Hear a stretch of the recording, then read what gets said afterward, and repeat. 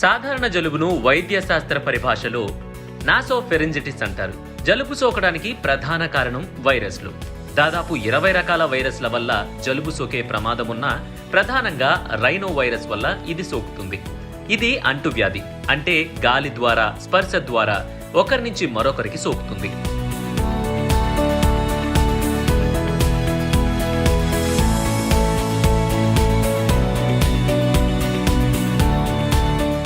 జలుబు సోకిన వాళ్ళు దగ్గు, బొంగురు గొంతు, అదే పనిగా ముక్కు కారడం, తుమ్ములు, జ్వరం వంటి అనారోగ్యాలతో బాధపడాల్సి వస్తుంది. జలుబు చేసినప్పుడు ముక్కులో ఉన్న జ్ఞానేంద్రియాల కణాల మీద వైరస్ కణాలు దాడి చేస్తాయి. వాటితో మన శరీరంలో రక్షక కణాలైన తెల్ల రక్త కణాలు యుద్ధం చేస్తాయి. అలాగే నోటిలో, నాలుకతో పాటు అన్ని వైపులా ఈ వైరస్లు దాడి చేయడం, వాటి మీద రక్షక కణాలు యుద్ధం చేసి తొలగించడం పరిపాటి. ఇంకోలా చెప్పాలంటే వాసన చూడాల్సిన ముక్కు, రుచి చూడాల్సిన నాలుక వైరస్, తెల్ల రక్త కణాల మధ్య యుద్ధ భూములుగా మారతాయన్నమాట.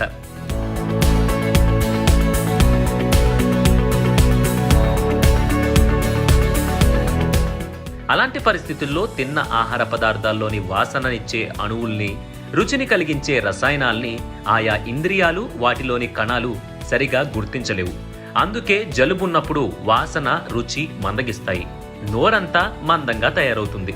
మన భాషలో చెప్పాలంటే నోరు చేదుగా ఉంటుంది, ముక్కు దిబ్బడ కడుతుంది.